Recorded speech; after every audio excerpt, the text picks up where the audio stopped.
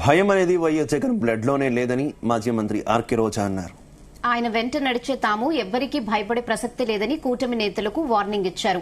మోసాలు, ఈవీఎంల ట్యాంపరింగ్ తో ఎన్డీఏ కూటమి అధికారంలోకి వచ్చిందని ఆరోపించారు. వైసీపీ నేతలు సొంత స్థలాలిచ్చి గ్రామ సచివాలయాలు, ఆర్బీకే సెంటర్లు కట్టించారని రోజా తెలిపారు.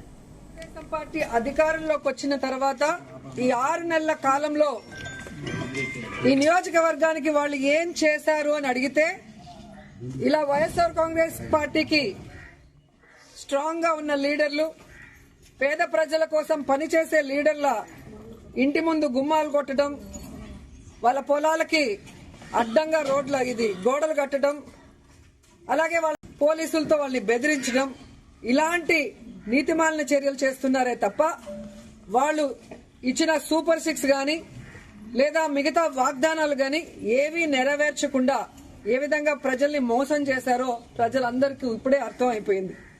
కానీ దురదృష్టం ఏంటంటే ఈ పంచాయతీలో తాగే నీళ్ల దగ్గర నుంచి ప్రజలకి అన్ని అందుబాటులోకి తీసుకొచ్చే సచివాలయం, ఆర్బీకే సెంటర్ అన్ని కూడా ఇక్కడ లీడర్లు వాళ్ళ ల్యాండ్ ఇచ్చి కట్టించి ప్రజలకు అన్ని అందుబాటులోకి తీసుకొచ్చారు. కానీ తెలుగుదేశం గతంలో 14 సంవత్సరాలు అధికారంలో ఉన్న చంద్రబాబు నాయుడు అప్పుడు ఏం చేయలేదు, ఇప్పుడు అధికారంలోకి వచ్చాక ఇప్పుడు కూడా ఏం చేయకుండా వాళ్ళు ఫెయిల్యూర్ అయిన విషయాన్ని కప్పిపుచ్చుకోవడానికి ఈ విధంగా కొంతమందిని టార్గెట్ చేసి వైఎస్ఆర్ కాంగ్రెస్ పార్టీ లీడర్ని వేధించడం, భయభ్రాంతులు చేయాలన్న ఆలోచనతో ముందుకు వెళ్తున్నారు.